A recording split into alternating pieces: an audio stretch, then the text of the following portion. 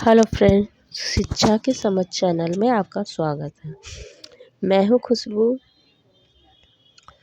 और आज हम पढ़ने वाले हैं लैंग्वेज यानी कि भाषा। उससे पहले अगर आपको मेरा कॉन्सेप्ट अच्छा लगे तो प्लीज़ लाइक कीजिए, सब्सक्राइब कीजिए और बेल आइकन को प्रेस कीजिए ताकि एजुकेशन संबंधित आपको वीडियो मिलती रहे। और अगर कोई गलती या कोई सुझाव आप देना चाहें तो प्लीज़ कमेंट बॉक्स में कमेंट करें।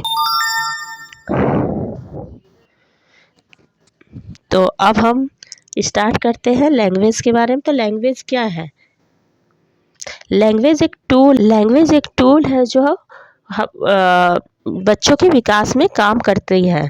तो भाषा का विकास बच्चे को भाषा सीखने के तरीके पर निर्भर करता है। वह जिस उम्र में होता है उस तरह का भाषा वह सीखता है, उसकी घटक को सीखता है। इसे सीधे सीधे तौर पे समझे तो भाषा एक टूल की तरह काम करती है हमारे जीवन में। और बच्चा जब जन्म लेता है तब से ही उसमें भाषा सीखने की क्षमता होती है, ऐसा नोम चॉम्स्की ने कहा है। नोम चॉम्स्की के अनुसार बच्चा जन्मजात भाषा सीखने की क्षमता होती है। तो भाषा क्या है? तो भाषा एक टूल है जो जन्म से ही विकास में जन्म से ही शुरू हो जाती है। हम जो बोलते हैं, लिखते हैं, पढ़ते हैं, सुनते हैं, यह सब कुछ हमारे भाषा में ही आता है।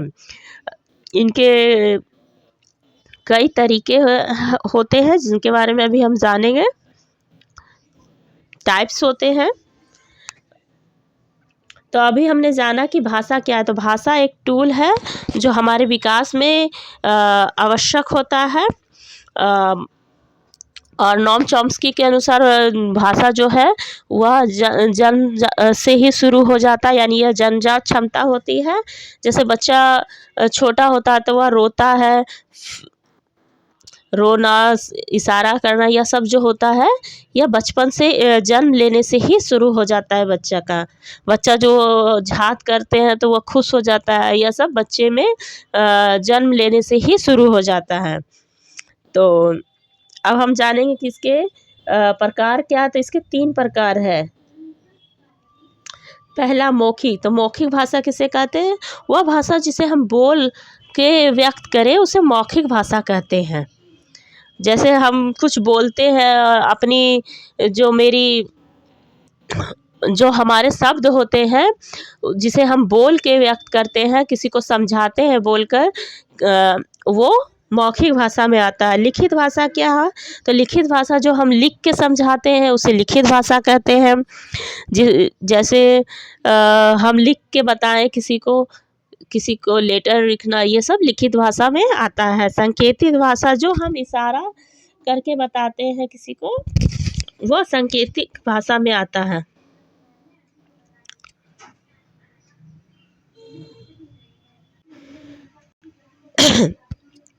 भाषा का स्वभाव व कर्म।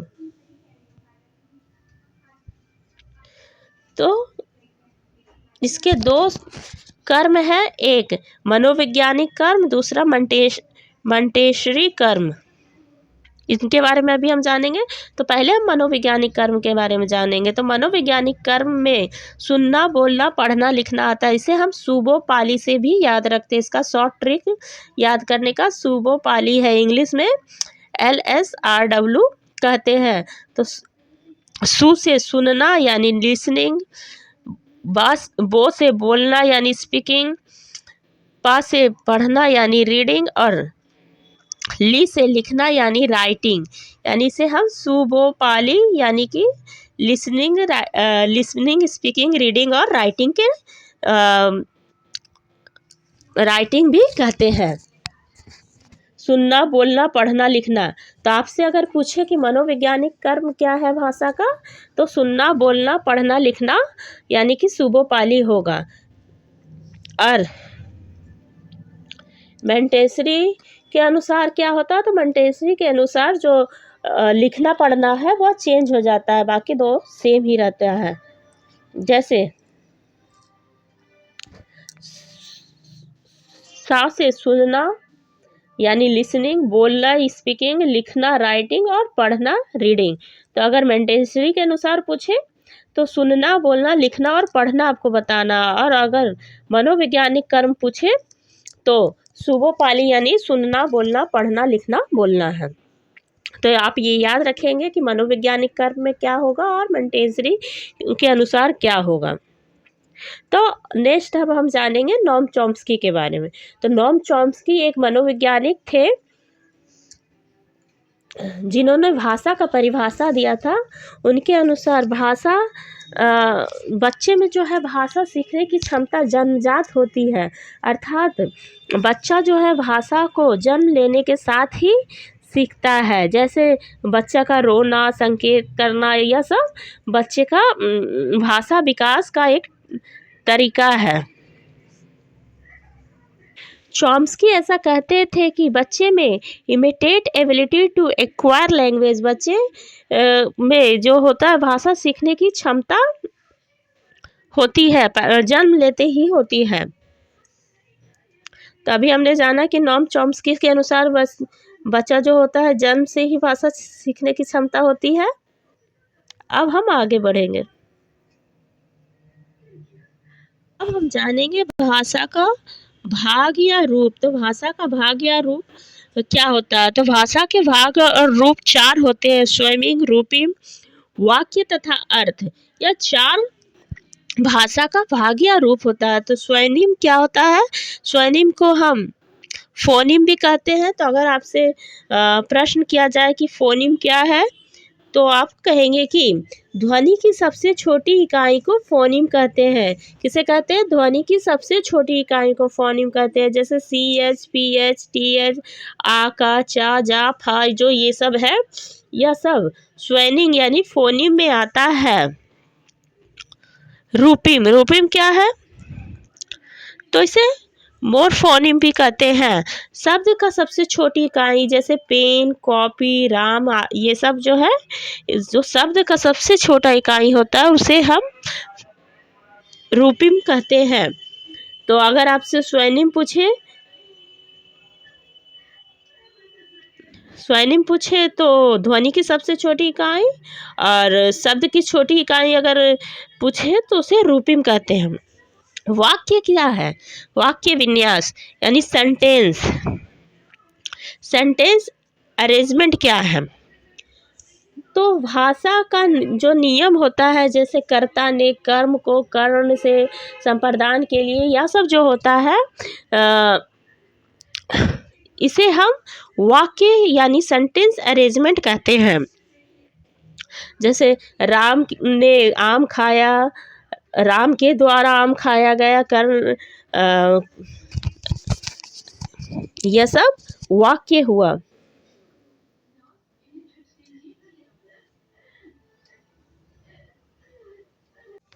अर्थ, अर्थ क्या है? अर्थ यानी मीनिंग अरेंजमेंट, यानी तो वाक्य विन्यास का सार्थक अर्थ को अर्थ कहते हैं। अर्थात कोई भी वाक्य का जो सार्थक अर्थ होता है उसे ही अर्थ कहा जाएगा। हम ये तो नहीं कह सकते ना कि मोहन के पास है एक पुस्तक, हम ये कहते हैं कि मोहन के पास एक पुस्तक है। इसी तरह हम ये कहते हैं कि राम आम खाता है, ना कि हम ये कहते हैं कि राम द्वारा राम खाता है आम।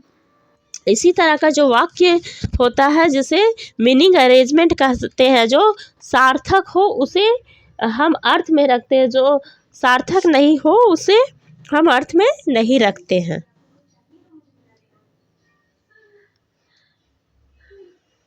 तो आज हमने जाना कि भाषा क्या है। नोम चॉम्स्की के अनुसार भाषा की क्या परिभाषा है, भाषा के भाग क्या है। भाषा के भाग चार है: स्वेमिंग, रूपिंग, वाक्य तथा अर्थ। इसके अलावा भाषा के कर्म के बारे में जाना और भाषा के प्रकार के बारे में हमने जाना। तो आज के लिए बस इतना ही। कल हम नए टॉपिक के साथ मिलेंगे। जेंडर टॉपिक के बारे में हम जानेंगे। तो आज के लिए इतना ही। Thank you very much.